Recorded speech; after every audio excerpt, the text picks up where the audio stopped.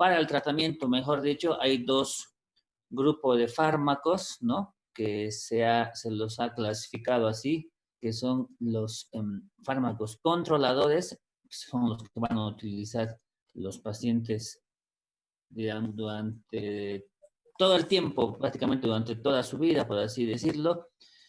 Y también están los fármacos aliviadores. Ya habíamos hablado un poco de los fármacos controladores, ¿no? Habíamos hablado un poco acerca de, pues, los glucocorticoides inhalados, y habíamos hablado justamente de la budesonide, de la fluticasona,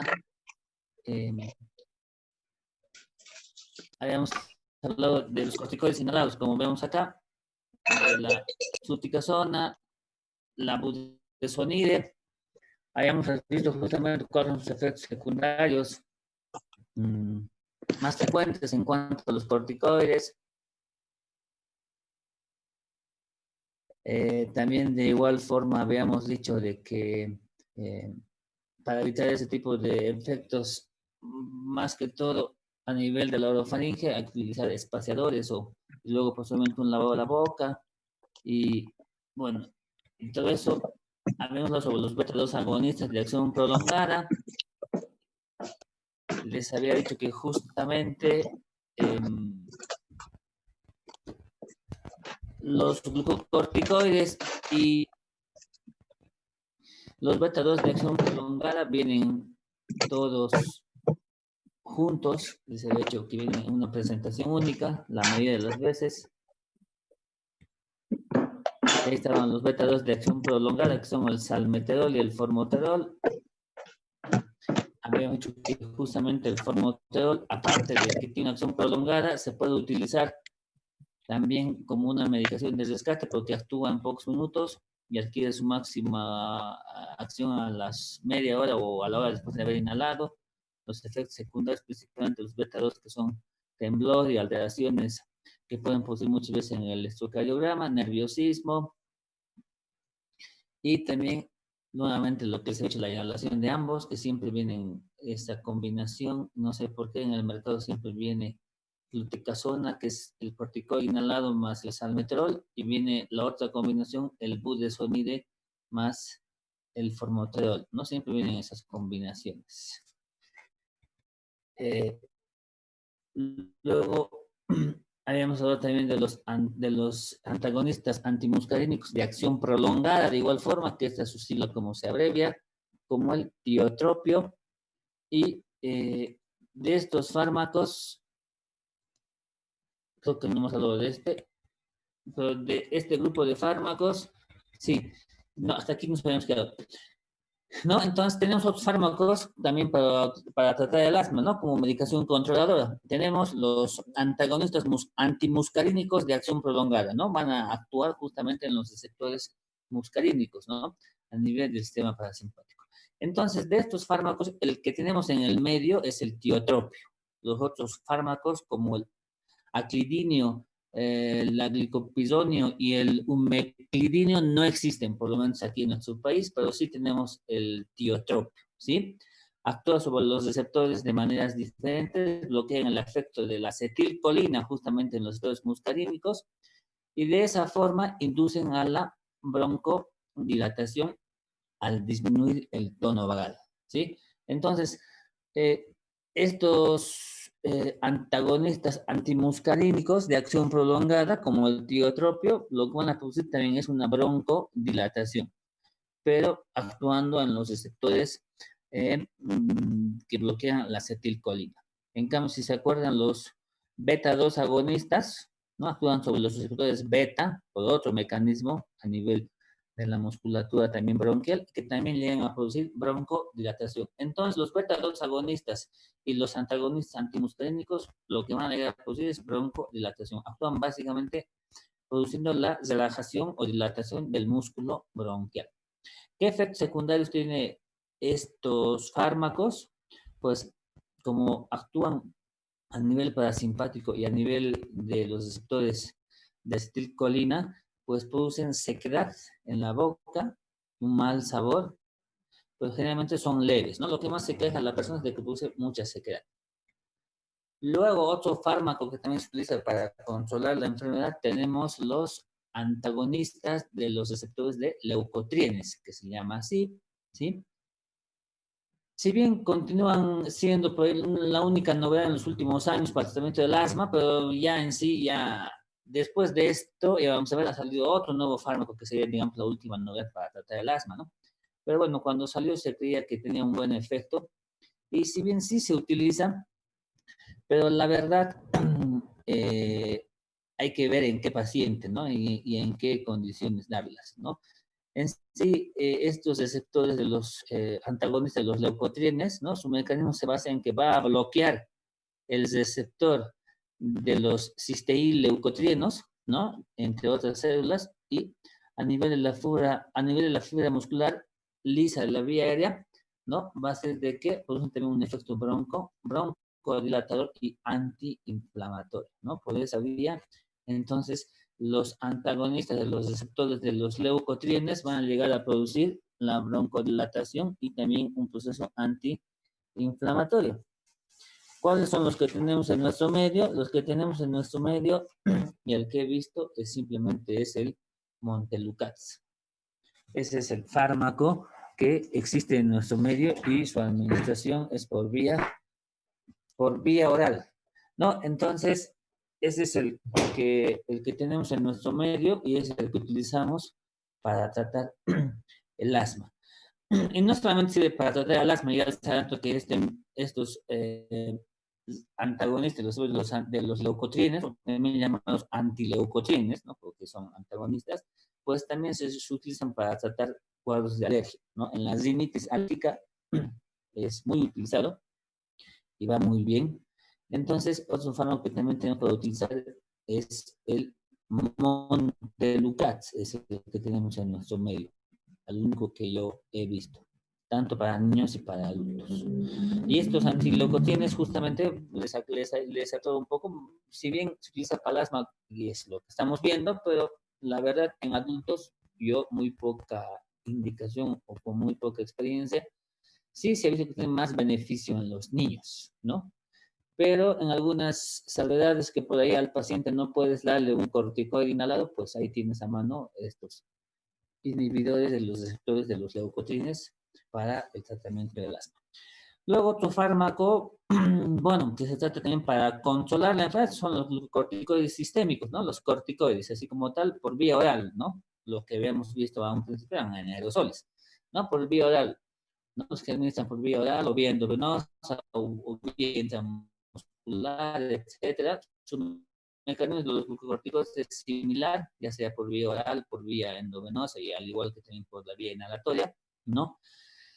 Pero hay que aclarar de que utilizar los glucocorticoides en forma sistémica para el control del asma está restringido, ¿no? Ya vamos a ver que más que todo la única indicación que tuviese dar un corticoide por vía sistémica sería en un asma grave persistente, ¿no? ¿Por qué? Porque si ustedes se acuerdan de farmacología, pues deben ahí acordarse de que los glucocorticoides por vía oral y tomar durante mucho tiempo tienen efectos adversos, ¿no? Muy graves, ¿no?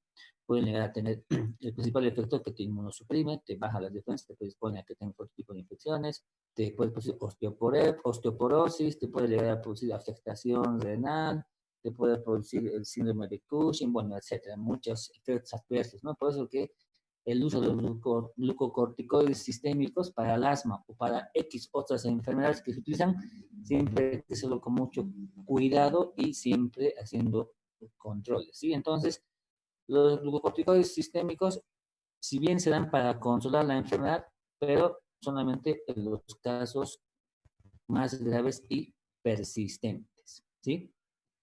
Vean, incluso dice ahí, una vez agotados los otros fármacos, ¿no?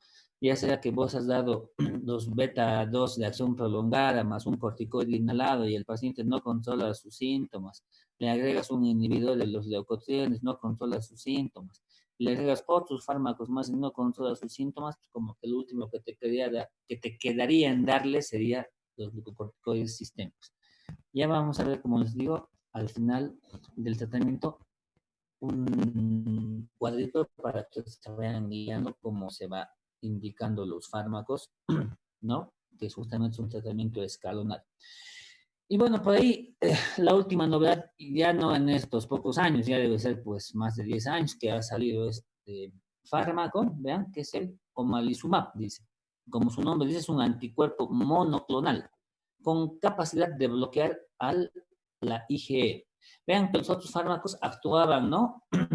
eh, produciendo la broncodilatación, produciendo la reducción, la inflamación de la mucosa, mediante los diferentes mecanismos de los receptores beta 2, los receptores de la acetilcolina o inhibiendo los leucotrienes, etcétera, pues y aquí directamente van a atacar a la IgE, ¿no? Acuérdense que en el asma o en todo proceso alérgico, y que justamente el asma es como si fuese un cuadro alérgico en el pulmón, pues directamente se ataca al anticuerpo, ¿no? A la IgE. Y este fármaco que se utiliza es el omalizumab, ¿no? Es un fármaco utilizado, ¿no? Que ha demostrado en múltiples estudios que reduce las exacerbaciones e intensidad de los síntomas, ¿no? Y también se reduce el uso de glucocorticoides inhalados y mejora la calidad de vida. Ustedes ya saben que les vuelvo a aclarar que el asma no se va a curar y les vuelvo a recalcar, simplemente se controla. Y al hablar de control, queremos ver de que el paciente no tenga síntomas frecuentes, que pueda hacer su vida normal y sobre todo evitar las exacerbaciones, porque las exacerbaciones son las crisis de asma y que pueden llevarte a una mortalidad, ¿no? Así que el paciente pueda fallecer, obviamente. Entonces, al utilizar este medicamento que es el omalizumab, ¿no? El fármaco ha demostrado todos sus beneficios, ¿no? Ahora, este está indicado como tratamiento adicional en pacientes con asma alérgica severa, ¿no? Que no se controlan con el tratamiento ya anteriormente indicado, ¿no? Vean aquí dice que está indicado como tratamiento adicional en pacientes con asma alérgico severa que no se controla con corticoides sistémicos inhalados, ¿no? Que no se controla con eh, beta bloqueantes de acción larga o prolongada a dosis alta, o incluso habría que agregar de que no se controla también, aparte de estos medicamentos, le has dado vos un bloqueante o un inhibidor de los leucotrienos, no se logra controlar con eso, entonces vean, este tratamiento con este fármaco es como dice ahí, en pacientes que no tienen un buen control de su enfermedad, ya bien le da la mayoría de los fármacos que están para utilizar, ¿no? Esto viene, pero lamentablemente en polvo, que se diluye en agua y se aplica vía subcutánea una vez cada 2 a 4 semanas, ¿sí? Entonces, este anticuerpo monoclonal, que es el omalizumab, es el fármaco que sería una novedad, pero no reciente, ya son como 10 años que ya salió al mercado y que miren que a pesar de ya salió más de 10 años, aquí en Bolivia creo que yo la verdad en sí nunca he preguntado si hay, porque no tengo la necesidad de utilizar, pero no sé si habrá así a la disposición y si no hay, habría que traerlo de afuera, ¿no? Pero vean que la aplicación es por vía subcutánea, ¿no? Una vez cada 2 o 4 semanas. Entonces creo que ahí acaban los fármacos que controlan la enfermedad, si no me equivoco. Ah, no, tenemos otros. Otros fármacos que que controlan la enfermedad como tal son los inhibidores de la fosfodiesterasa, así se llama, ¿no? Tenemos como la teofilina, que es un fármaco, pues creo que es uno de los primeros fármacos que han salido para controlar el asma, pero ya hoy en día tenemos una teofilina de liberación prolongada también, ¿no? Porque si ya hemos visto los fármacos controladores, vamos a ver los fármacos, digo, si hemos visto, sí, obviamente los fármacos controladores, y vamos a ver luego posiblemente los fármacos aliviadores, vamos a ver que también hay fármacos beta 2 de acción corta, antagonistas de los receptores de la acetilcolina también de acción corta, ¿no? Entonces, la teofilina, ya hoy en día hay una teofilina de liberación retardada, ¿no? Pero que lamentablemente han caído en su desuso por su menor eficacia, más porque tienen más riesgos que beneficios, ¿no? Se ha visto que tienen muchos efectos adversos que producen insomnio, dispepsia, dificultad en la micción, ¿sí?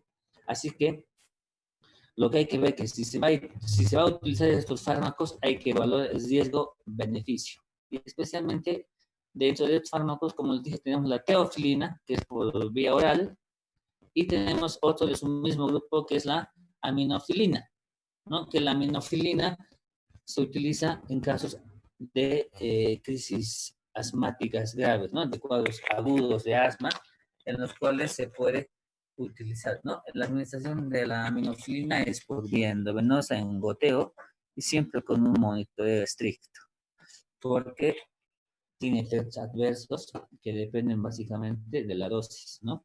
Entonces, se produce una toxicidad que puede llegar a producir náuseas, vómitos, arritmias, dolor de cabeza, convulsiones, etcétera. Entonces, dentro de este grupo, la teofilina es la que hay en el mercado de aquí en Sucre por vía oral, pero yo la verdad poco, nunca la he utilizado porque ya ha caído en desuso básicamente su indicación por los efectos adversos que producen. Pero dentro de este mismo grupo tenemos la aminofilina, que sí, la aminofilina se puede dar, pero en cuadros de una crisis asmática, donde el paciente ya le has dado todo, en urgencia le has dado corticoides, le has dado beta 2, le has hecho todo, todo, y el paciente no mejora, no se alivia. Pues ahí evalúas riesgo-beneficio, ¿no? Pues te das este fármaco, la aminofilina en goteo, para que de esa forma vos evites que el paciente ingrese a terapia intensiva, ¿no? Como un ejemplo. Entonces, ese sería lo último que te quedaría para hacer el tratamiento en urgencias, pero siempre bajo monitoreo estricto porque produce ese efecto adverso. Y bien, entonces, bien, estos serían los fármacos controlados. Si resumimos, los corticoides inhalados, los beta 2 de acción prolongada, también obviamente inhalados, los inhibidores de los receptores antagonistas que van a actuar a nivel de la acetilcolina, ¿no? Y, o sea, los antagonistas antimuscarínicos de acción larga, y también tenemos los mismos corticoides por vía sistémica, y luego tenemos los fármacos, los antileucotrienes o antagonistas de los receptores de los leucotrienes, y también tenemos los del grupo de la fosfodiesterasa como la aminofilina y teofilina, de la cual más utilizas la aminofilina, pero solamente en un cuadro de urgencia, no es un fármaco que se utiliza para controlar la enfermedad. Luego ya tenemos el otro grupo, la medicación de rescate, que se llama, vean, y también tenemos lo mismo, ¿no? Agonistas beta 2 de acción rápida. ¿Por qué de acción rápida? Porque su efecto justamente es inmediato, ¿no? En 5 a 10 minutos, y también, lamentablemente, la duración de su efecto es 4 o 6 horas como máximo. Y dentro de los agonistas beta 2 de acción rápida tenemos el más conocido, que es el salbutamol, y también tenemos la terbutalina, ¿no? Su acción es que producen broncodilatación, relajando el músculo liso, ¿no? Al igual que los beta 2 de acción larga también tienen el mismo efecto, simplemente que varían en su tiempo de acción. Los de larga duración duran 12 horas y estos pues 4 a 6 horas. La vía de administración es inhalada, ¿no? Han visto en aerosoles. También el salbutamol y terbutaline en gotitas para nebulizar. Uno pone unas gotitas en el nebulizador y también puede utilizar de esa forma, ¿no? Entonces se inicia en forma inhalada y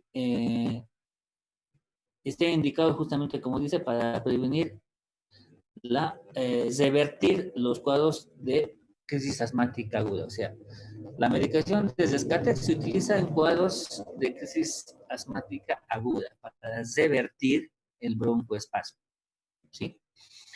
Sus efectos adversos también son similares a los de beta 2 de acción prolongada, producen temblor, producen nerviosismo, producen taquicardia, palpitaciones, alteraciones en el electrocardiograma, ¿no? Es similar al beta 2 de acción prolongada. Luego también vean, tenemos los antagonistas antimuscarínicos de acción corta, que el más conocido que tenemos acá es el hipatropio. Vean que el de acción larga era el tiotropio, ¿no?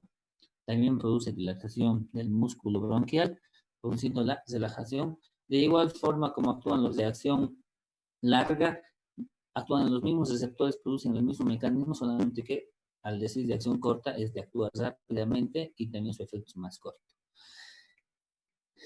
Otra medicación de rescate, vean, volvemos a tener los corticoides sistémicos. Estos sí están indicados, sí o sí, en cuadros de exacerbación, ¿no? Viene un paciente a la urgencia con un cuadro de crisis asmática, por ejemplo, lo que uno hace es darle oxígeno, le hace las nebulizaciones con salbutamol o le hace las nebulizaciones con terbutalina, o si no, le da directamente el aerosol de salbutamol o terbutalina.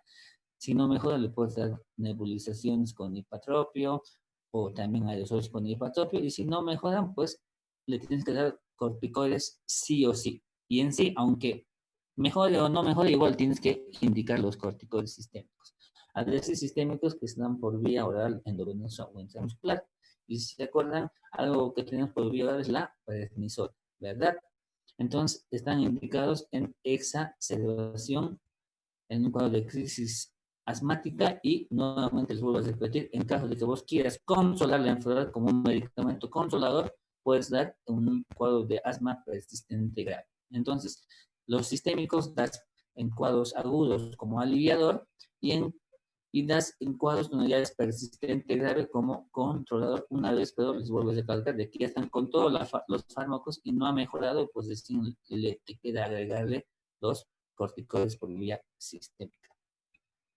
Bien, entonces vean, ahí hemos hablado, ¿no?, de los grupos de fármacos, ¿no? Hemos dicho que la medicación controladora es la que el paciente va a utilizar todos los días y prácticamente durante varios años y muchos, y la mayoría durante toda su vida. Y luego tenemos los grupos aliviadores, como su nombre indica, dice para aliviar, ¿no? Para aliviarte los síntomas. Y básicamente los aliviadores se dan en cuadros de o medicación de rescate, también si quieres decir, quieren también que les he puesto ahí, es lo mismo, aliviador o de rescate, se da básicamente en cuadros de crisis asmática, ¿no? Cuando un paciente tiene una crisis aguda de su enfermedad, ¿no? Ya también les he mandado el tema de crisis asmática y pues acabando esto, la siguiente semana vamos a ver lo que es crisis asmática, ¿no? Que no es lo mismo, ¿no? Porque un paciente con asma puede debutar con una crisis, ¿no? O sea, por ahí, digamos, yo no tengo síntomas de asma, nunca he tenido, y por ahí, en cuestión de horas o minutos, pues presento una crisis asmática severa, ¿no? En cuestión de minutos me falta el aire, toso, me ahogo, me fatigo, me chilla el pecho, etcétera, y hago una crisis y después termino en el hospital, donde me tratan mi crisis, y después, cuando ya salga de esa crisis, para que yo esté controlado mi asma, pues me iré con la medicación controladora, ¿verdad? O por ahí al revés, si yo ya me diagnostican asma, ¿no? Por ahí he tenido síntomas de que me fatigaba un poco digo, me faltaba un poco el aire, me fatigaba, tenía tos, pero sin tener una crisis grave, pues voy al médico, me hacen los estudios, me dice si usted tiene asma y pues me empieza a dar la medicación, ¿no? Evaluando pues los signos y los síntomas que hemos visto en un cuadro a un principio, ¿verdad? Si cuántos veces a la semana en el día tengo síntomas, cuántas veces en la noche tengo síntomas, si me afecta o no mi actividad diaria, si eh, si he estado antes internado en el hospital, bueno, etcétera, etcétera. Aparte también con una espirometría que hemos visto, pues me pueden clasificar si tengo un asma persistente, leve, moderado, severo o intermitente, por ahí, pues ya me dan una medicación, ¿verdad? Entonces, yo ya estoy diagnosticado de asma y estoy con una medicación, utilizo mi medicación o por ahí dejo de utilizarla, me agarro una crisis y voy al hospital de urgencia, pues entonces en el hospital de urgencia me van a tratar como una crisis asmática y me van a utilizar básicamente la medicación aliviadora o de rescate. Entonces vean de que un paciente puede estar tranquilo, sin síntomas, utilizando su medicación y puede ser una crisis. Para eso utilizar la medicación de rescate, ¿no? O por ahí puedo estar también con mi medicación para asma, pero no hago una crisis severa que me lleve al hospital, sino que agravo un poquito más mis síntomas, entonces por ahí también tengo que utilizar la medicación de rescate. Entonces, vean que el paciente asmático puede estar controlado su enfermedad sin síntomas, con su medicación controladora, y cuando tenga síntomas o exacerbe mis síntomas o empeore, entonces ahí recurso a la medicación aliviadora. Entonces aquí vamos a hablar justamente de eso, ¿no? El tratamiento escalonado del asma, dice. Paso 1, vean, dice que el tratamiento controlado es el preferido. ¿no? O sea que siempre debemos, obviamente, utilizar y hacer el tratamiento de controlar la enfermedad, que es el paso 1, ¿no? Entonces, ¿qué utilizamos para controlar la enfermedad? Los glucocorticoides inhalados, ¿no? Más formoterol a dosis bajas según sea necesario, ¿no? Entonces, aquí se ha puesto formoterol, pero no es que tiene exceso, ¿no? Puede ser un glucocorticoide inhalado más salmeterol también, ¿no? Ya les he dicho que en el mercado viene eh, un corticoide inhalado más un beta-2 de acción prolongada. Entonces, el paso 1 es que puedes dar los dos fármacos, ¿no? Que vienen en un solo dispositivo, o sea, un glucocorticoide inhalado más un beta-2 de acción prolongada a dosis bajas, según sea necesario, dices, ¿sí? Entonces vos puedes dar eso a dosis bajas cada vez que él necesite, ¿no? Vos le indicas así. Otras opciones que tú puedes también dar es de que otras opciones, dice, de tratamiento para controlar el asma en el paso 1 es que vos puedes dar simplemente un corticoide inhalado solito a dosis bajas. Cada vez que, ¿no? Dice aquí, cada vez que se toma un beta-2 de acción rápida, ¿no? Entonces, lo que tú puedes hacer es dar, ¿no? Ya sea que el paciente, ay, perdón, viene ya utilizando su salbutamol, ¿no? Como un beta-2 de acción rápida, pero cuando tenga síntomas, vos le indicas un glucocorticoide a dosis bajas. O si no, de entrada lo que te recomienda es que ya vos le des la mezcla del corticoide más un beta-2 de acción prolongada a dosis bajas, según sea su necesidad, o sea, por razón necesaria. Otra opción es de que vos le des glucocorticoides a dosis bajas, ya reglado una vez al día, por ejemplo, cada vez que utilice su salbutamol, ¿no? Este inicio de tratamiento corresponde, vean, al asma intermitente, o sea que aquella persona que tiene asma intermitente, vos le dices, pues cada vez que utilice su salbutamol, porque va a ser la medicación de base del salbutamol, ¿no? Un beta-2 de acción rápida, le dices, utilice su glucocorticoide a dosis bajas. Los glucocorticoides sí existen solos, les había dicho, el budesonide o el fluticasona existen solas como dispositivo único, entonces le puedes decir, utilice su salbutamol y también utilice eso, ¿no? Cada vez que necesite. O si no, directamente pues le das la combinación en un solo dispositivo de un glucocorticoide a dosis baja, digo, de un glucocorticoide más un beta-2 de acción prolongada. Si ustedes analizan, lo más práctico sería darle esto, porque ya viene en un solo dispositivo, ¿no? Viene su glucocorticoide y le das su beta-2 de acción prolongada, pero solamente por razón necesaria, dice, ¿no? Dosis bajas según necesario.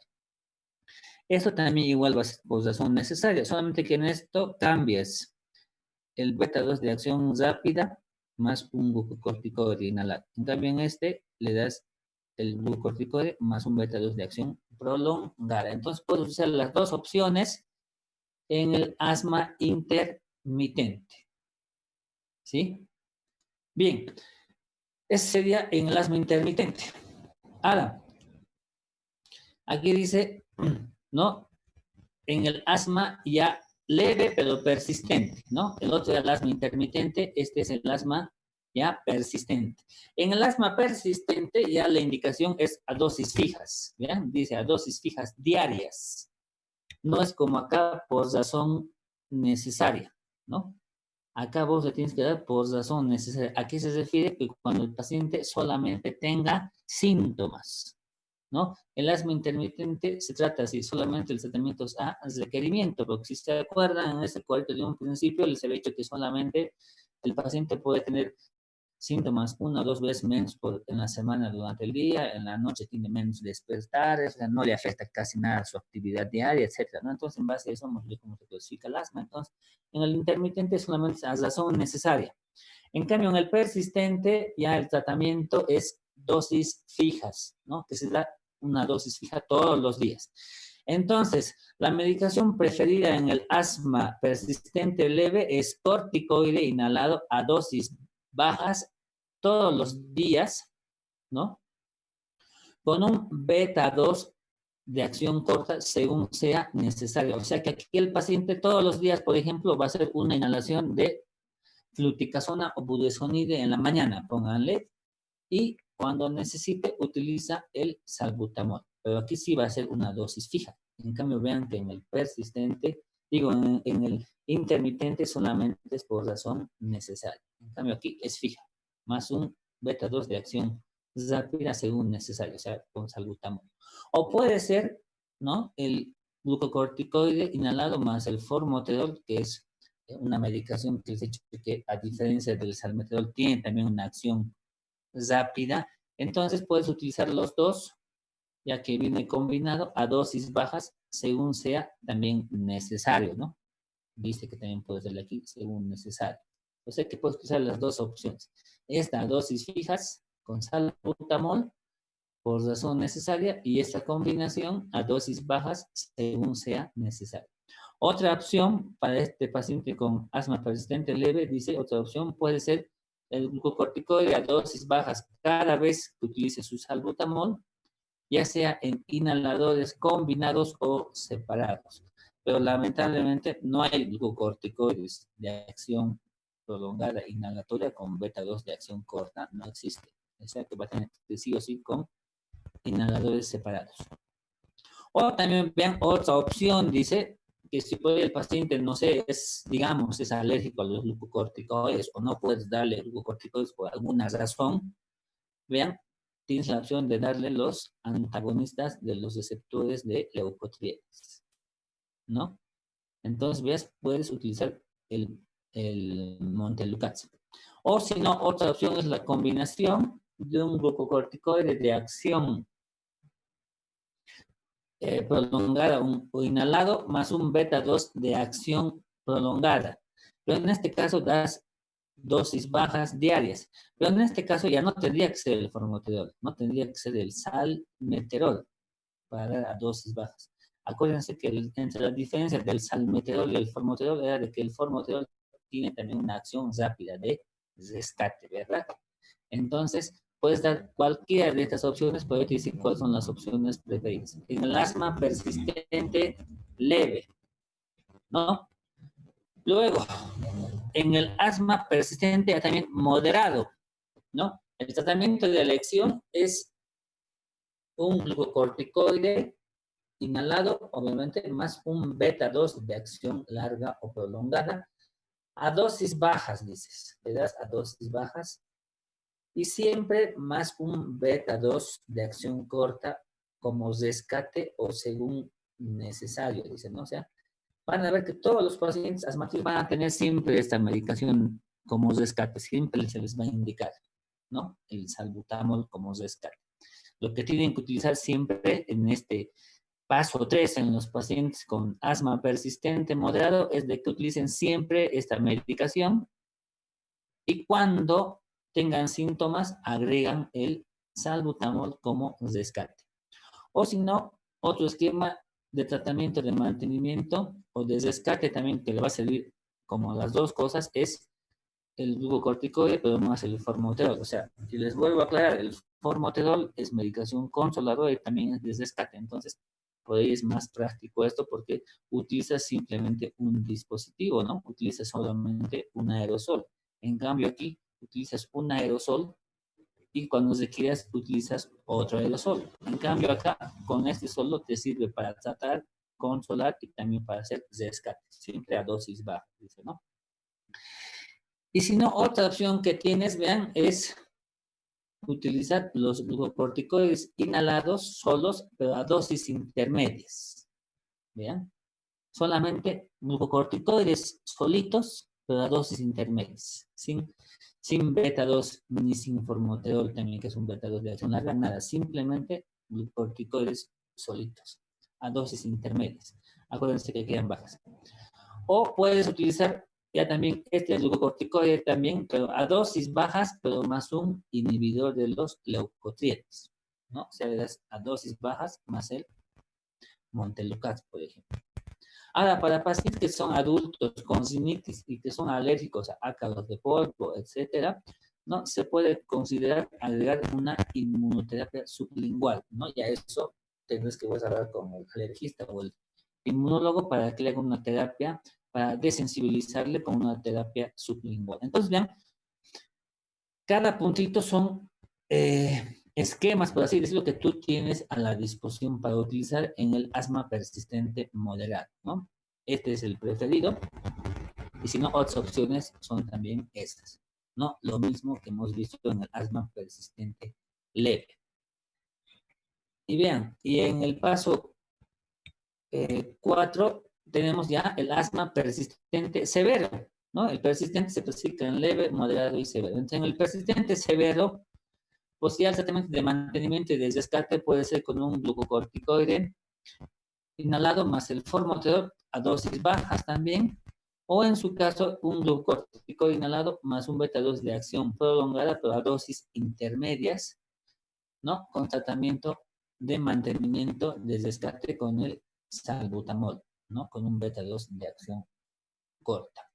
U otras opciones de tratamiento, vean, puede ser el tiotropio mediante un inhalador, o puede ser eh, un inhibidor de los leucotienes complementario, o si no se puede aumentar, ¿no? La dosis de este, que estaba a dosis intermedia, a dosis altas. Y para pacientes con rinitis alérgica y alergia a ácaros, etcétera, considerar la terapia sublingual, ¿no? Este inicio corresponde al tratamiento persistente severo.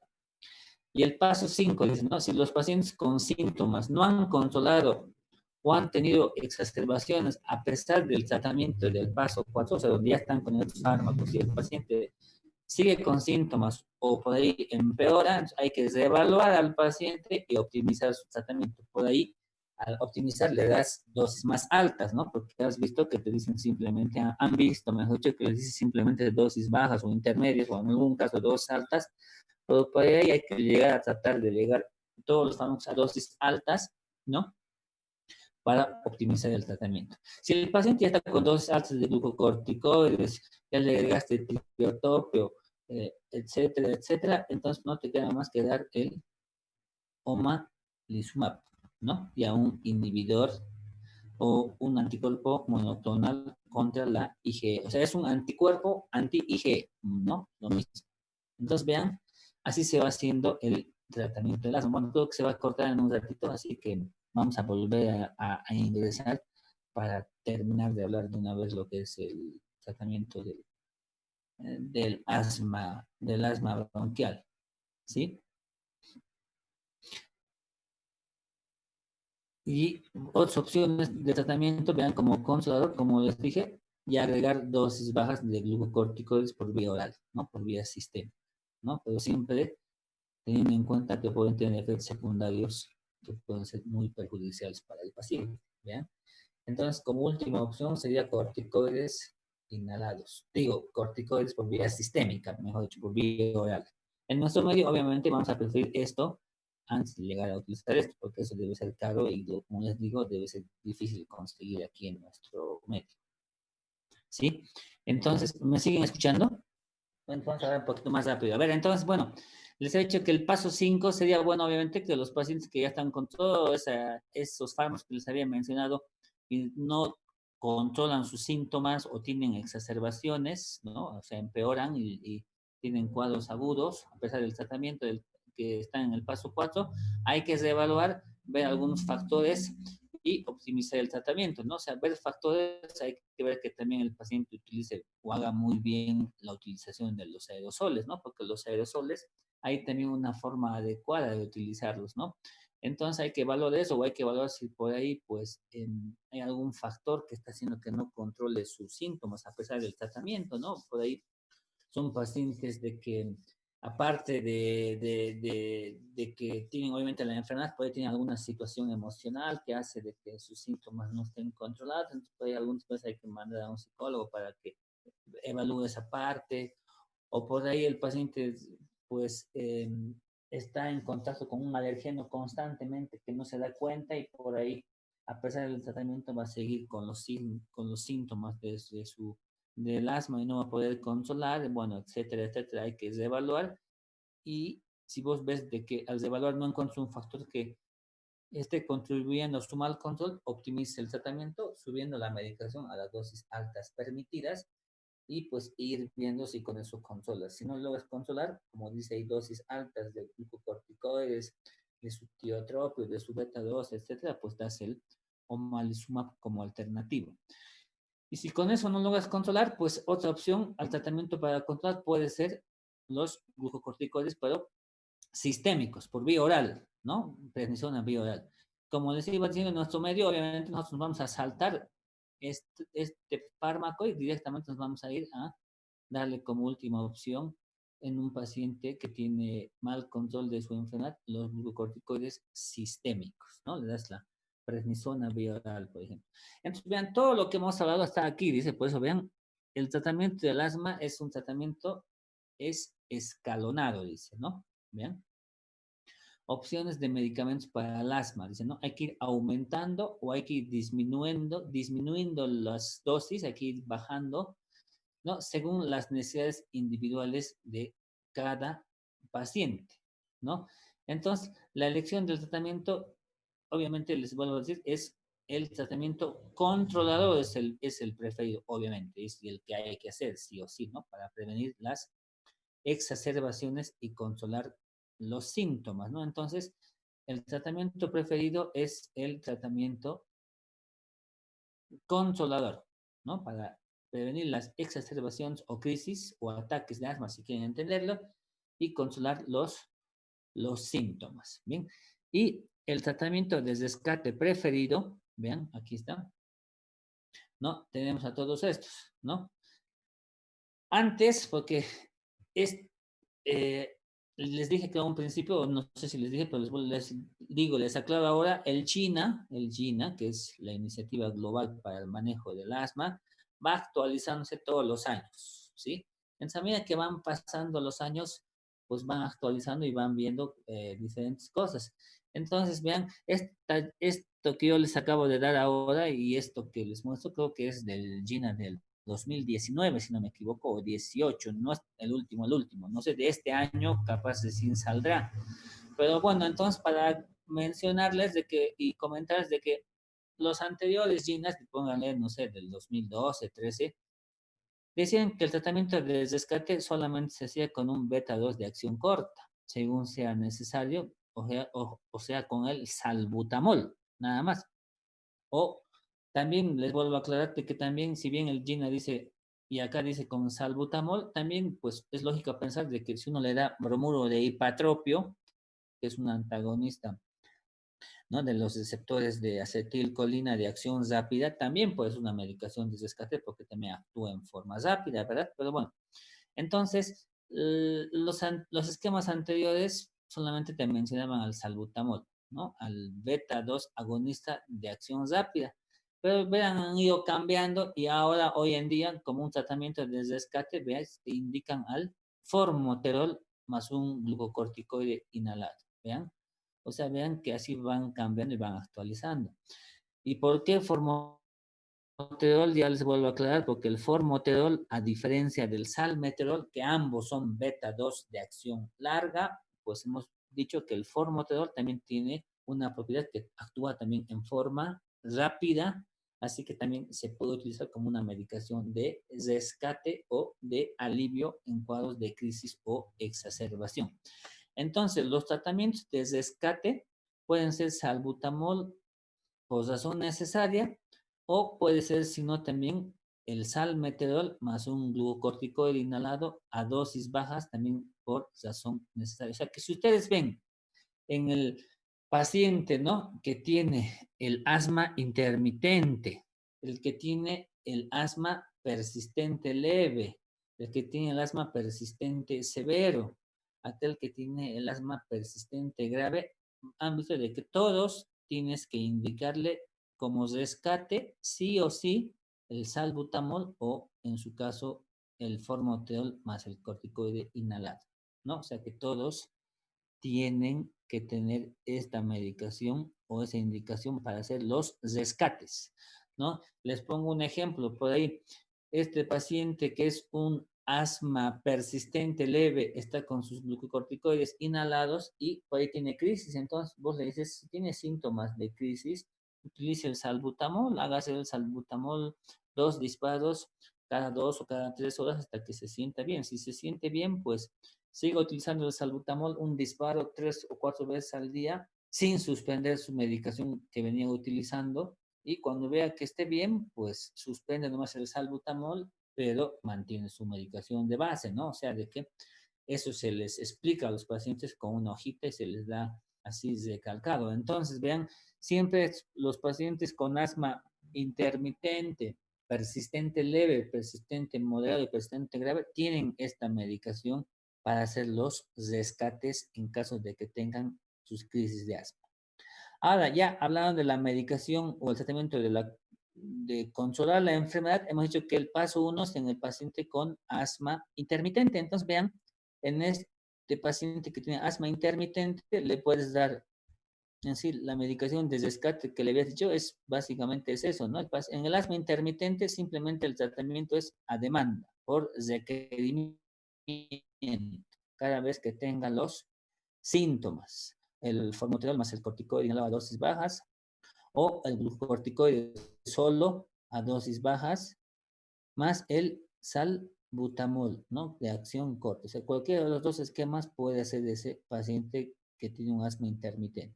Ya en el persistente leve, ya son corticoides inhalados a dosis bajas fijas, ¿no? Vos le dices, haga el corticoide inhalado una vez por día, ¿no?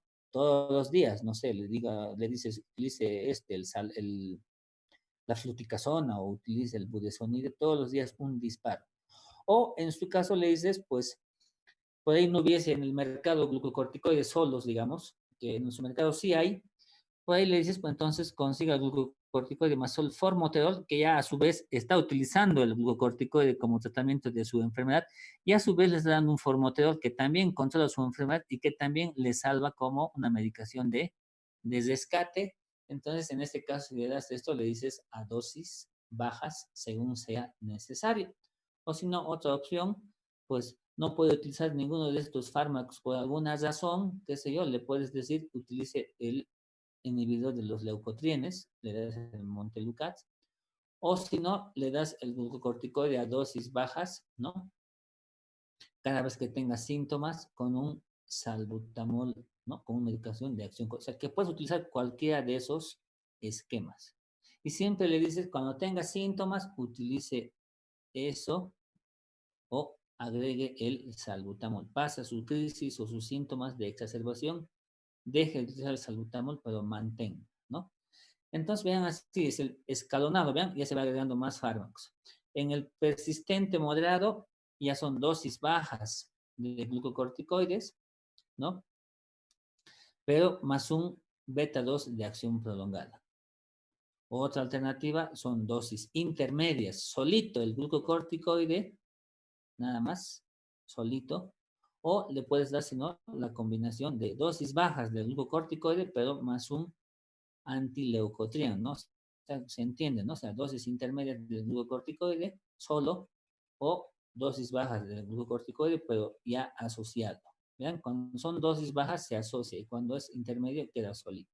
Y en el paso 4 es el asma persistente severo, donde ya las dosis son intermedias, lo que aquí abajo ya son intermedias, son más dosis. Y otra alternativa de que aquí los glucocorticoides ya son dosis altas, lo máximo, ¿no? Solito. O en su caso le agregas, si quieres dejarle con dosis intermedias, le agregas el lipatropio o le agregas un inhibidor de los leucotrienes. Y en el paso 5 ya está con dosis altas de glucocorticoides y de inhibidores de beta 2 de acción prolongada. Entonces, pues ya investigas, dice acá, ¿no? Tienes que investigar algunos casos de fenotipos, ¿no? Hay estudios que se hacen en base a, obviamente, entre la genética, para ver qué tipo de genotipo tiene ese paciente y en este caso puedes agregar vos eh, otro fármaco en el cual se ha visto según su fenotipo si responde mejor al tiatropio, que es un antagonista de los receptores, ¿no? De la acetilcolina de acción prolongada, le puedes agregar el anticuerpo antimonoclonal contra el anticuerpo IgE, y así hay otras series de fármacos que puedes utilizar, pero lamentablemente en nuestro medio va a ser difícil hacer un estudio fenotípico de qué tipo es de asma, ¿verdad? Entonces, pues directamente nosotros obviaremos pues, muchas cosas de esto y directamente pasaremos a dar corticoides vía oral o sistémica a dosis bajas o a dosis intermedias o a dosis altas según requiera, pero siempre considerando el efecto secundario. Si se dan cuenta, pues dice que el tratamiento de asma es escalonado. Yo por ahí soy un paciente que me dicen que tengo asma intermitente, me dan estos fármacos y no sigo controlando mis síntomas, entonces ya subo al siguiente escalón en el tratamiento. Ya me dan estos fármacos por ahí a más dosis o por ahí me asocian con otros fármacos. No sigo controlando mis síntomas, entonces subo al siguiente escalón donde me dan dosis máximas de los fármacos que venía utilizando y por ahí me agregan otro fármaco a dosis bajas. Y no sigo controlando y así vean, se va aumentando, ¿no? Por un ejemplo, lo que yo les puedo dar por ahí, partiremos lo más básico. Tengo asma intermitente y me dan salbutamol a demanda. No controlo mis síntomas, vuelvo al médico y me dice, pues le daremos este glucocorticoide inhalado más este beta 2 de acción larga, pero solamente haga una vez al día. Y cada que tenga síntomas, utilice su salbutamol. Perfecto, doctor. Vuelve una semana y me dice, doctor, sigue igual o peor. Entonces le digo, pues bueno, entonces esto que venía utilizando, pues ahora haga 2 veces al día, ya no una sola vez. O si yo quiero, le digo, mantenga una sola vez al día, pero ya le agrego otro fármaco. Le agrego otro fármaco como el Montelukast, por ejemplo. Venga una semana o 2 semanas. Me dice, sigo con los síntomas. Entonces, pues en ese caso le aumento más la dosis de lo que venía recibiendo y le agrego otro fármaco que no estaba recibiendo. Y así voy aumentando hasta llegar a controlar los síntomas. Una vez que controle los síntomas, quedo con esa medicación durante un buen tiempo y pues si no controlo, digo, y si controlo, mejor dicho, pues voy bajando otra vez, ¿no? Así la medicación. ¿Ven? Así es el tratamiento escalonado del asma. Entonces, vean, después de haber iniciado el tratamiento para controlar la enfermedad, uno va a revisar la respuesta cada 2 o 3 meses, dice. O según la urgencia clínica, dice, ¿no? O sea que si el paciente me viene a ver una semana, pues en esa semana tengo que yo ajustarle, ¿verdad? Pero si el paciente va bien, nomás le digo, venga 2 a 3 meses, pero si no, según la urgencia clínica, puedo decirle, venga una semana, y me sigo igual, pues venga una semana. Pero si el paciente viene una semana y me dice, estoy bien nomás, entonces, bueno, venga de ahí a 2 o 3 meses, ¿no? Entonces, siempre considera el tratamiento, ¿no? Si el asma va con un buen control, entonces cada 3 meses hay que reevaluar al paciente, ¿no? Siempre reevaluar cada 3 meses. Y si va bien, pues hay que ir reduciendo, ¿no? Si por ahí he llegado a ese paciente a darle como 5 fármacos, cada 3 meses voy bajando, bajando y bajando hasta dejarle con la menor cantidad de fármacos, ¿no? Esa es la idea, ¿no? Es dejarle, la idea del asma es que controle sus síntomas con la menor cantidad de dosis y la utilización de menos frecuencia en el día, ¿no? Si un paciente está bien simplemente utilizando un glucocorticoide inhalado una vez al día, pues perfecto, lo dejo con eso, así evito efectos adversos, ¿no? Entonces siempre, cada 3 meses yo voy viendo para ir reduciendo o quitarle los fármacos, ¿no? Ahora, ¿cómo vos sabes que un paciente tiene un buen control? Vean aquí una tarjetita, ¿no?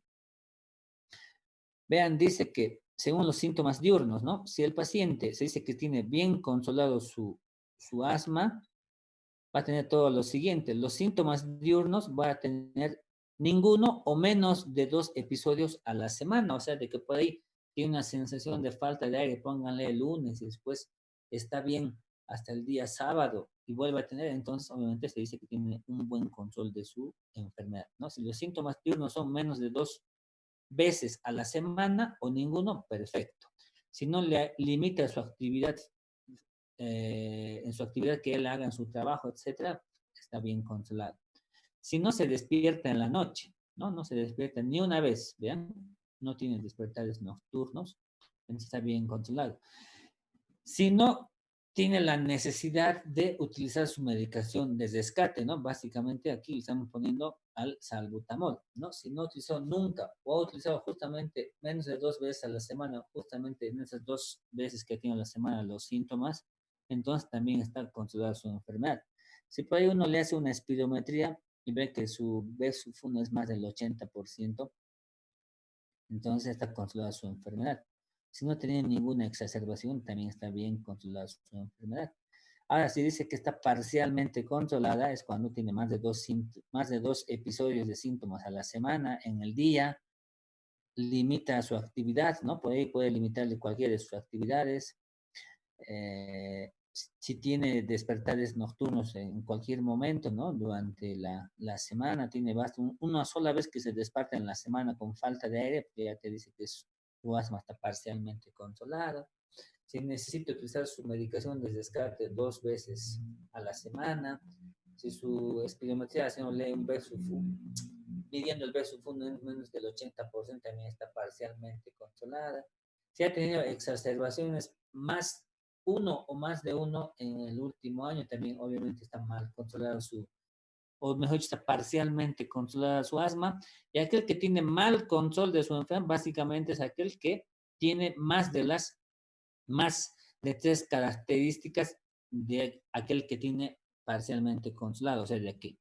Si el paciente ha tenido más de 2 veces a la semana molestia en el día, o ha tenido un despertar en la semana en la noche, o ha utilizado más de 2 veces a la semana su medicación de rescate, ya es un mal control del asma. O sea, cuando tiene más de 3 características del asma parcialmente controlado.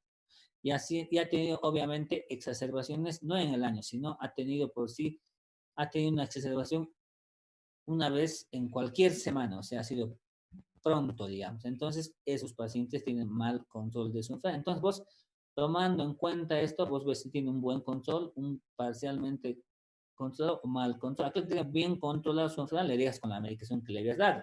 Y le dices, vuelvo en 2 a 3 meses. Aquel que tiene parcialmente su enfermedad controlada, pues le vas agregando, que hemos visto, otros fármacos que no vienen utilizando, y le dices, vuelva de aquí a unos 15 días y lo vamos viendo. Si en los 15 días vuelve y está bien, ya cumple esto, le dices, manténgase así y venga en 3 meses, ¿no?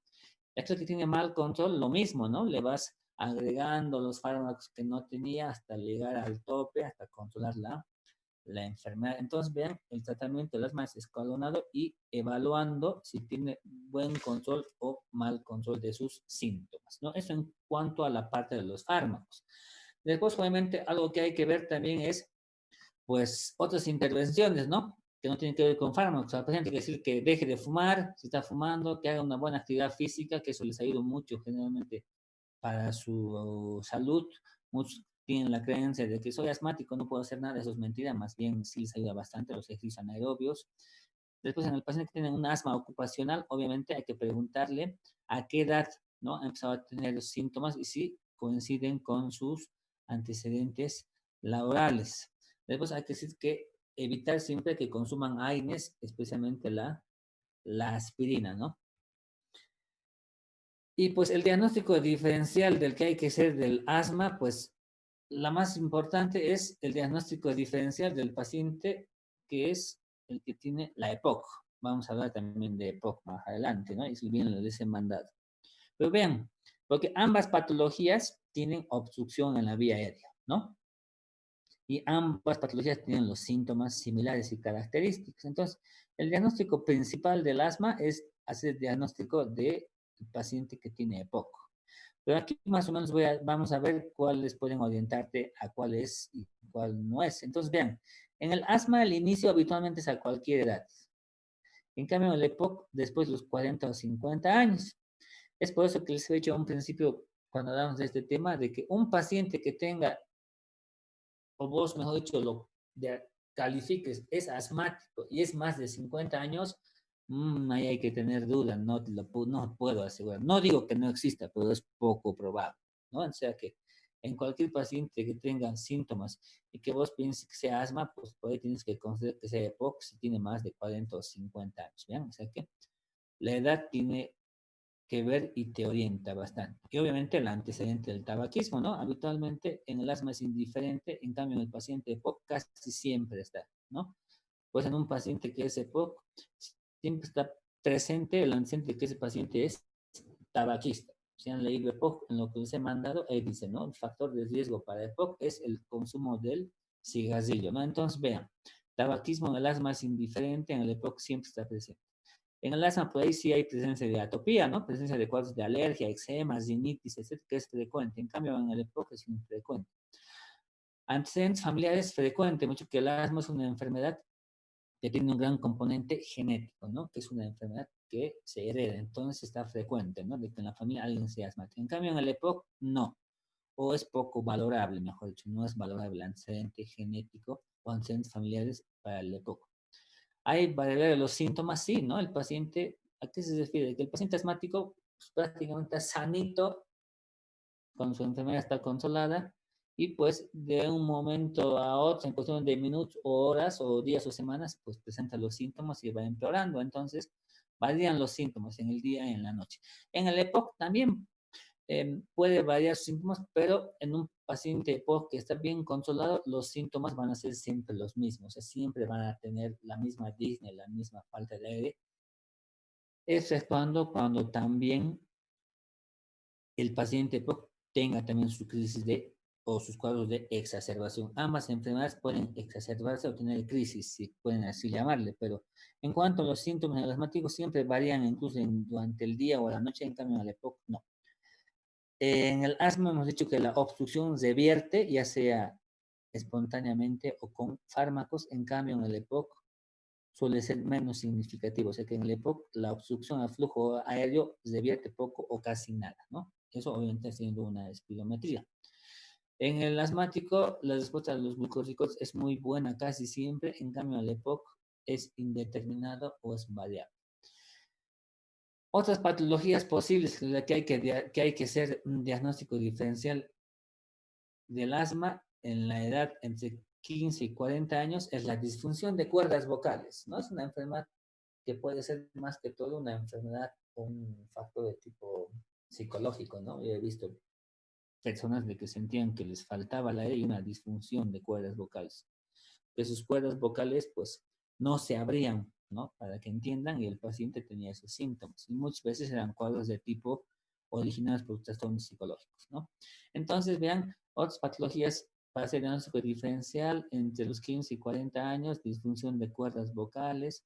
¿Pero qué síntomas tiene este paciente? Disnea y estridor inspiratorio. El paciente cuando meta el aire, inspire, le va a sonar en la garganta, va a ser un ruido de como que fuese un gallo más o menos. Entonces, ese es el estridor, ¿no? Vean que va a ser diferente, pero es un diagnóstico diferencial. Aquel que hiperventila, aquel que tiene un cuadro también de estrés emocional, no sé, algún cuadro que se ha peleado con alguna persona o etcétera, algún familiar enfermo, etcétera, etcétera, también produce hiperventilación y puede sugerirte que puede ser un asma. Pero en este caso, pues, el paciente tiene desvanecimiento y parestesia, ¿no? Se le encogen los miembros superiores, etcétera. Otro diagnóstico de un cuerpo extraño que se ha inhalado, que ha ido a la vía respiratoria, pero que el síntoma aparece en forma brusca. Otros cuadros de diagnósticos de fibrosis quística, bronquiectasias, enfermedad cardíaca congénita, TEP, fue una de las más graves junto con la disfunción y con el cuerpo extraño. En el TEP la disnea se instala de forma brusca y hay dolor en el tórax. Vamos a ver TEP como tal más adelante, bronquiectasias también vemos como tal más adelante como temas. Y en mayores de 40 años, pues también lo mismo, disminución de cuerdas vocales, la hiperventilación, bronquiectasias, otras enfermedades como fibrosis pulmonar, insuficiencia cardíaca, tromboembolismo, ahí van a ver los síntomas que pueden guiar. Entonces, vean que el diagnóstico diferencial principal del asma es de la EPOC, la enfermedad pulmonar obstructiva crónica, y creo que con esto vamos a terminar. Y tratamiento en poblaciones en contextos especiales. Ustedes han visto, ¿no? Que dice, estoy embarazada, pero se le puede dar lo mismo. Obviamente que hay fármacos que están contraindicados en el embarazo, especialmente en el primer trimestre, pero bueno, en el embarazo, pues tanto para el bebé como la madre, las ventajas de tratar el asma activamente superan claramente cualquier riesgo. O sea, de que la señora es asmática y se embaraza, tiene que seguir con su misma medicación controladora y de rescate habitualmente como lo venía haciendo. No tiene por qué suspender. E incluso el embarazo es una causa que puede exacerbarte o puede empeorar tu asma o puede ser una causa de que tenga una crisis. E incluso hay mujeres de que eran sanitas, no tenían síntomas y cuando se embarazan, pues debutan también con asma. O sea, de que, ¿no? Las mujeres embarazadas tienen que seguir con su tratamiento ¿sí? En forma normal como lo venían haciendo. Vean que dice que disminuir la dosis de forma gradual no es una prioridad en el embarazo. O sea, que por ahí uno dice, el ginecólogo te manda, está embarazada, no sé qué voy a hacer, o que fíjese que va a seguir, pues le dice, sigue con lo mismo, no suspende. O a veces viene la paciente y dice, mi ginecólogo ha dicho que baje la dosis. No, tiene que mantener la misma, ¿sí? Porque, pues, es más riesgo que la paciente embarazada tenga una crisis y eso compromete la vida de ella y tanto de su bebé. O sea que en el embarazo el tratamiento es el mismo. Incluso las exacerbaciones o crisis deben tratarse enérgicamente, ¿sí? Luego, las rinitis y la sinusitis, ¿no? Suelen constituir con el asma y a veces no sabes si es rinitis sola o a veces rinitis o asma, etcétera. Entonces, en la sinusitis crónica está habitualmente asociado con algunos cuadros de asma severo. Entonces, aparte del asma, hay que tratar la rinitis alérgica o la sinusitis. Así, de esa forma, vos puedes controlar estas enfermedades y a su vez también mejoras el control del asma. Pues el paciente está con asma y con los 4 o 5 fármacos que hemos hablado y nunca controla su enfermedad, entonces hemos dicho que evalúas, ¿no? Entonces vos evalúas si no tiene esto, rinitis, y vos controlan la rinitis, también automáticamente mejoras el control del asma. Entonces vean, el Montelukast en este caso te ayuda muy bien para controlar la rinitis y también controlar su asma. Y por último, el reflujo gastroesofágico. No se observa frecuentemente en el asma, ¿no? Debe tratarse el reflujo gastroesofágico, ¿sí? Porque una causa o de un gatillo de un asma intrínseco, aquel paciente que es asmático, por ahí no hay un factor externo o alérgeno, pues puede ser de que el reflujo sea el causante, ¿no? Así de que más en aquellos pacientes de que tengan los síntomas, ¿no? Se observa con frecuencia que aquellos que tienen los síntomas de asma y por ahí no se controla, deben tratarse el reflujo gastroesofágico. ¿Vean? Entonces, vean, ahí dice de que hay que tratar también el reflujo gastroesofágico. Pero se observa de que aquel paciente que es asintomático no es necesario tratar el reflujo, solamente aquellos que tienen los síntomas. Y para terminar, aquí están los fármacos o dispositivos que les había dicho que ya se han visto en el EPOC, está puesto y son los mismos. Estos son los aerosoles, ¿no? Los más comunes que utilizamos, que viene en aerosoles el salbutamol, el bromuro de hipatropio, viene también en aerosol eh, un corticoide inhalado más un beta 2 de acción prolongada, o vienen también los corticoides inhalados. O sea que en esta presentación vienen todos, salbutamol, bromuro de hipatropio, o sea, vienen beta 2 de acción corta, vienen beta 2 de acción prolongada más un corticoide inhalado, vienen corticoides inhalados solitos, ¿sí? Vale aclararles de que en esta presentación, por ejemplo, no viene el tiotropio, no viene el antagonista de los receptores de acetilcolina o muscarínicos, no viene en esta presentación. Entonces, son los aerosoles presurizados, ¿no? Los más comunes. Ahora, este dispositivo es los que vienen en polvo seco. Acá adentro, en este disco, está la medicación en un polvo seco, en unas pequeñas cápsulas. De que uno hace la maniobra esto de hacer girar, rompe la cápsula, esto uno pone a la boca y chupa, ¿no? Inhala, ¿no? Entonces viene, por ejemplo, en polvo seco. Aquí también vean, viene en polvo seco. Vean, aquí están las pequeñas cápsulas que se pone aquí a la base de este dispositivo, se gira el dispositivo, rompe la cápsula que tiene dentro una agujita y el paciente pone a su boca e inhala. Lo mismo que esto, vean, aquí también se hace girar aquí en la base, libera la medicación en polvo seco. O sea que esto vienen en polvo seco. Ya algunos vienen ya ahí dentro el polvo seco o la cápsula adentro. Y en algunos vos tienes que poner la cápsula manualmente, como si estuvieras poniendo una bala, digamos, a la pistola. Metes la cápsula, apretas, libera el fármaco e inhalas. ¿Cuál es la ventaja de estos en polvo seco? De que pues, es fácil utilizar. El paciente pone la boca y el labio acá, inhala y el polvo va hacia el pulmón. En cambio, el aerosol, pues lamentablemente hay que tener una buena técnica, ¿no? Les voy a ya por ahí poner una foto cuando hablemos de crisis asmática o EPOC, que igual se utiliza. Pues el aerosol tiene que estar a una distancia de la boca, más o menos de la boca a una distancia del puño y recién utilizar. Entonces, esto pues, es muy complicado para algunas personas, simplemente los abuelitos, etcétera. En cambio, para En cambio, para los abuelitos o algunos que tienen dificultad de utilizar esto, pues el polvo seco es el que mejor les viene, pero entre precio, entre este y este también está la cosa. Estos son más caros y estos por ahí por el dispositivo son más baratos. Así que bueno, ya clava sobre asma un poquito largo, lamentablemente, pero bueno, es así. Si tienen alguna pregunta, creo que tenemos como 5 minutos más para poder hablar. Y si no tuviesen, el día jueves vamos a hablar sobre absceso de pulmón. ¿Alguien tiene alguna duda o quiere preguntar?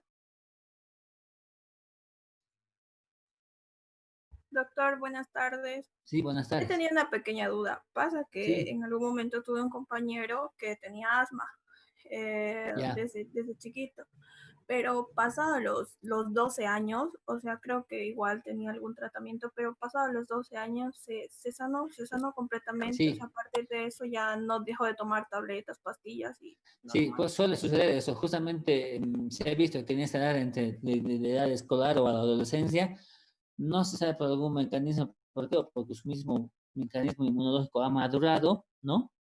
Entonces, en esa etapa, muchos pacientes, no muchos, pero algunos pacientes pueden dejar de tener los síntomas y un porcentaje, no el porcentaje más amplio, pero un mínimo porcentaje, por ahí, pues automáticamente no tienen más síntomas y se sanan, como tú dices. Pero la mayoría de los que han hecho esa mejoría después de entrar de la edad escolar a la adolescencia, la mayoría, por ejemplo, yo he visto de que en algún momento pueden y vuelven a tener síntomas, ¿no? Un ejemplo, una chica que de niña me dijo que tenía asmática, que estaba usando aerosoles, qué sé yo, entró al colegio, a la adolescencia, a la universidad y nunca más tuvo síntomas hasta que justamente se embarazó y cuando se embarazó, pues volvió nuevamente con los síntomas, incluso tuvo cuadros graves y desde ahí pues vino utilizando la medicación. O sea, de que, como les digo, algunas personas pueden desaparecer sus síntomas en algún momento de su vida, pero nadie te asegura de que ese paciente no va a volver a tener más o que sea curado. Puede estar como dormido, digamos, su asma y en algún momento puede volver a tener los síntomas. Sí, pasa así. O por ahí, durante la niñez está sanito y entrando a la adolescencia, pues presentan los síntomas, ¿no? O sea, es variable, no hay una edad frecuente, pero sí, puede pasar eso lo que tú dices. Pero en muy pocos es donde no tienen más. Después la mayoría vuelve a tener en algún momento de su vida nuevamente los síntomas. Ah, bueno, doctor, entonces si es que volvieran estos síntomas, ¿suelen Tiene volver que más volver. graves o...? Sí, pueden volver más graves o simplemente como inició nuevamente, eso nadie te va a asegurar, ¿no? No te puedo decir que va más grave. Pero puede volver con los síntomas de asma y puede por ahí debutar con un cuadro grave por ahí en algún momento y pues, nuevamente tiene que volver a utilizar la medicación y lo más probable es que va a tener que utilizar ya de por vida. Está bien, doctor, gracias.